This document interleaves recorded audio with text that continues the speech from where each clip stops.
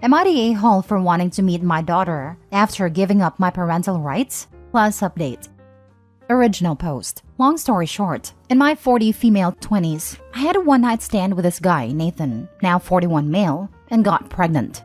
I first thought of terminating, but Nathan had come from a conservative religious background, not Christian, and wanted a baby. So we made a deal. I would give birth to the child and sign away my parental rights, that my name is not even in her birth certificate as is possible in my country, and he would pay all the medical expenses plus some extra for my troubles.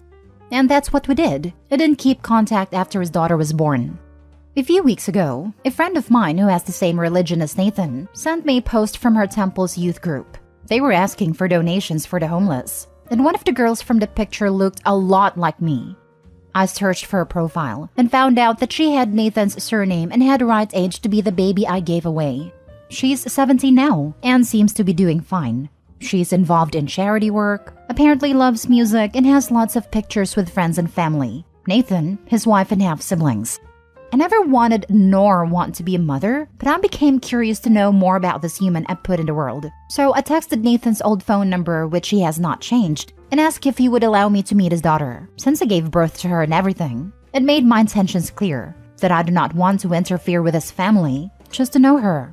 He then wrote a long text, which comes down to saying that I'm an a-hole for wanting to know his daughter now after I abandoned her, and that this meeting would only mess with her head. I told him I was telling him out of courtesy, because soon the girl will be an adult and be able to choose herself if she wants to meet me. He then blocked me. Am I being the a-hole here? I don't think there's any harm in meeting my daughter. She already has a great family, and it would only be beneficial to her to know about her own history. But maybe I am not seeing the full picture. Now for the top comments before reading the update. So you didn't want her then, you don't want her now, but you're curious to see how she turned out? You're the a-hole. You have no desire to be in her life, but want to meet her. Do you not think that would be upsetting to meet the woman who gave you away and learn she still doesn't care about you? Leave her alone. The loveless curiosity is what makes OP the a-hole. No thought to how disruptive her presence will be. Agreed times 10 million. She wants nothing to do with this child. She just wants to talk her out of curiosity. How horrifying would it be for the person who birthed you to come out of nowhere and when asked why they say just curious, only to once again disappear into the night? Her dad is right. She's just doing this to mess with her head. It's so selfish. Honestly, I think you're the a-hole. You decided not to be in your child's life. It is not fair for you to now force yourself back into it because you want to. A more appropriate course of action would have been to reach out to provide current contact information and let him know that if she was ever interested in getting to know you, that's something you are open to. It should be her choice, not yours. Actually, I like the idea. I don't want to force myself in her life, just to know how she turned out, and maybe she has some questions for me. But you are right, it should be her choice. Just be aware that you have absolutely no right to have any opinions about how she's turned out. And be careful not to express any disappointment in her choices or involvement in her religion. As long as she's happy and healthy, that's all you can have concern for, as far as how she's turned out. It's great you want to know how it's going with her, but be careful and be sure to keep your opinions to yourself. Now for the update. Hi everyone. First of all, thank you for your judgment. Some of you were pretty harsh and a bit misogynistic, to be honest, but I needed to hear what the well-intentioned comments had to say. Some answers to common assumptions. 1. I wasn't coerced into giving birth. Nathan and I reached an agreement in a situation that involved us both. I'll admit that I was young, didn't know what pregnancy was really like, and needed the money, which I'm not proud of, but hey, y'all are gonna judge me anyway. 2. I didn't want to reach out to Nathan's daughter just because she looks like me. I only mentioned it because this is what made me realize that the girl in the picture was the child I gave birth to, but it blew out of proportion. 3. I don't know why some people assumed Nathan is Christian, and why they were judging him for being religious. He is Jewish and I'm agnostic myself, but don't think it's a problem for him to have a strong bond with his religion. The one-night stand happened when we were very young, and I don't know what his views are about that, but it doesn't matter. His daughter apparently is very attached to their community, and it's important to her. Also, I might have used the word temple wrong, but I'm not Jewish myself. 4. When I said I don't want to be a mother, I didn't mean I didn't want a relationship with Nathan's daughter. I am not her mother, since I didn't raise and don't want to take this place from the person who truly did, his wife. I also chose not to have children of my own. So after reading their comments, I came to a better understanding of what my role is in this situation and decided to reach out to his wife through social media to try to make amends. She was very understanding and explained to me that Nathan had a couple of tough years being a single dad before meeting her, and me coming back like that made it seem, as some of you pointed out, that I wanted to skip the hard parts and become a parent out of nowhere, which was never my intention. They told their daughter that her birth mother had to go back to her home country and couldn't take care of her, which was kind. The wife is going to talk to Nathan to leave the door open if their daughter wants to meet me when she's older. But I gave her all my contact information for when and if the time comes. I'll admit I was being a bit selfish here, so that is the best thing I could hope for. Thank you again. It's a tough one, because I understand changing your mind and wanting to know your child. But the father is right that this could create a lot of issues for the daughter. Considering OP1 didn't even know what they told the girl about her birth mother. Did she even know her father's wife wasn't her birth mother? And 2, the fact OP basically threatened the father to contact her daughter when she was a legal adult suggests OP was never worried about her daughter and was just focused on her own selfish needs/wants. I'm an adoptive mom, and all the training tells us this has to be the kid's decision. Some don't care, some care deeply. This kid is 17. It should be her choice. I think it's important that she didn't reach out to the girl, but instead contacted the girl's father. When that wasn't the result she wanted, she reached out to the girl's mother. Instead of being demanding, OP just passed along the intention for contact and contact info for if/when she wanted to reach out to her bio mom. Feels like OP was being kind of selfish at first, maybe still is. Not that she needed to be a mother figure, but that she's ready to spring into this person's life without considering the consequences of that. True, info about potential health history and perhaps limited extended family could be helpful. But if the daughter hasn't expressed interest, feels kind of self-serving and icky, like she thinks she has any kind of right to know this person. Next story. Am I the a-hole for refusing to let my husband move his father into our home? My husband's 40 male mom passed away late last year. It was very hard on him and his father. The holidays were rough. My husband is still struggling, and I've been doing my best to be kind, supportive, and understanding. But he's been less attentive with our 3 kids, 14 female, 12 male, and 9 male. And I'm pretty sure he's struggling at work too, but he won't admit it. He started therapy about a month ago and is going once a week. A couple weeks ago, he brought up to me that he wants to move his dad, 75 male, into our house. He said that his dad is struggling too, and that being in the house he shared with his wife the past 50 years isn't doing him any good. He had an entire plan laid out, so it was obvious to me that he's been planning this for a while without talking to me about it. He wants to move his dad into the room that we had just moved our middle child into last summer.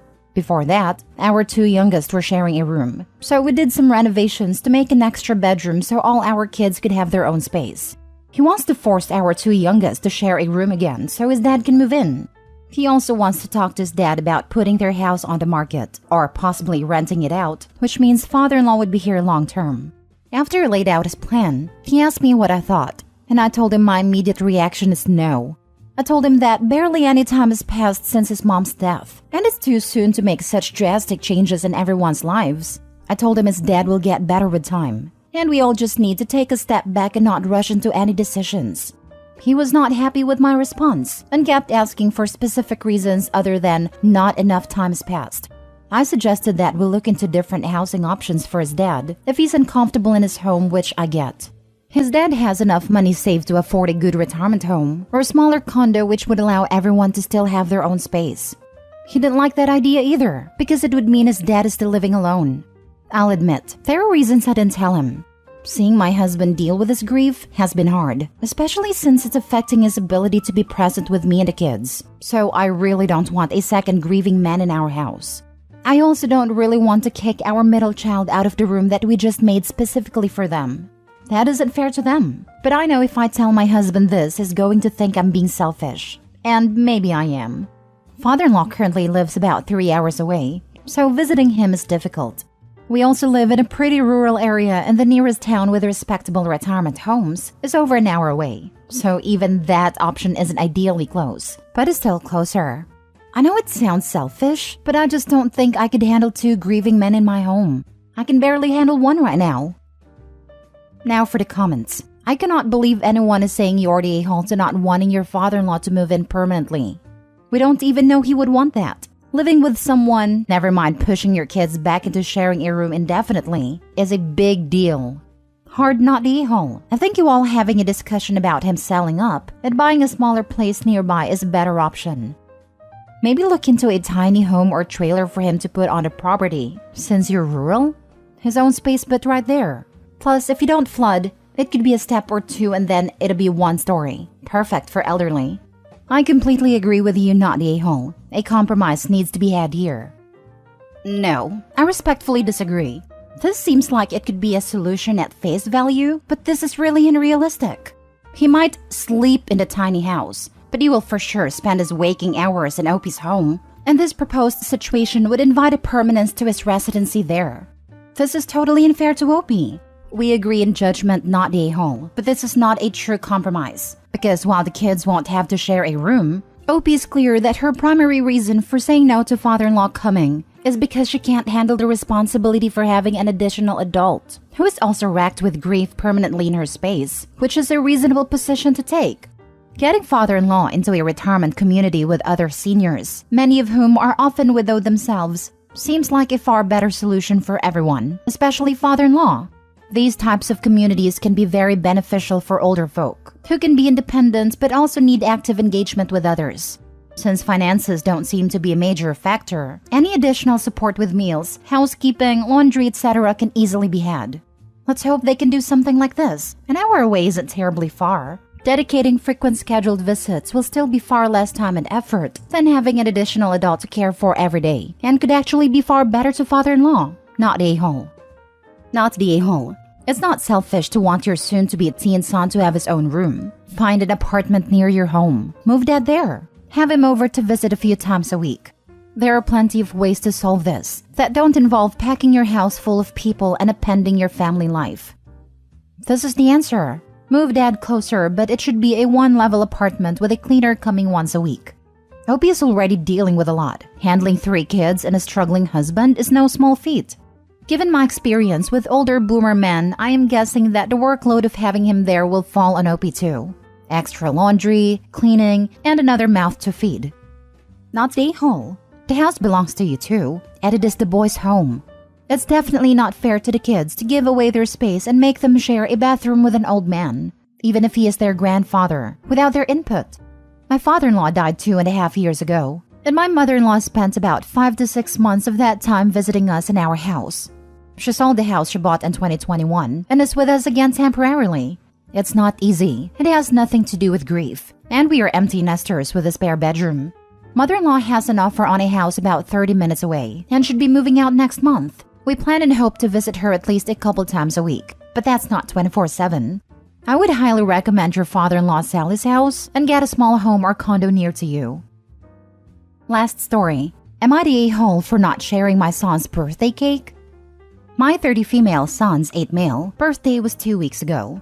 He wanted a pistachio cake, but nobody in our family likes it. So I agreed with him that the biggest cake that would be at a party would be a chocolate cake, while he would have a pistachio cake saved in the freezer just for him. The party took place in our backyard. The whole family was there, and the kids had a great time. We sang happy birthday to my son and went to cut the cake. While my mother-in-law and husband distributed the cake slices, I took my son inside and cut a big slice of his cake so he could eat it. The cake I bought for him was the size of a bento cake, so it would be enough for a toddler. When we left, my sister-in-law, who is also a mother, looked at my son's plate and saw that his cake was different. She was surprised and asked where this other cake was, because she and her daughter wanted to taste it. I replied saying that I couldn't share, because this cake was just for my son as he doesn't like chocolate. She called me selfish for denying her and her daughter a slice. And after that, she commented to everyone at the party that I had another cake hidden at home. Many people ignored it, but some were curious and asked me why I didn't share the other cake. I explained the situation until they kept calling me selfish. My husband and my mother-in-law told me I didn't do anything wrong as I was resolving a situation with my son. But I'm still in doubt if I'm really right or I was an a-hole. So am I the a-hole?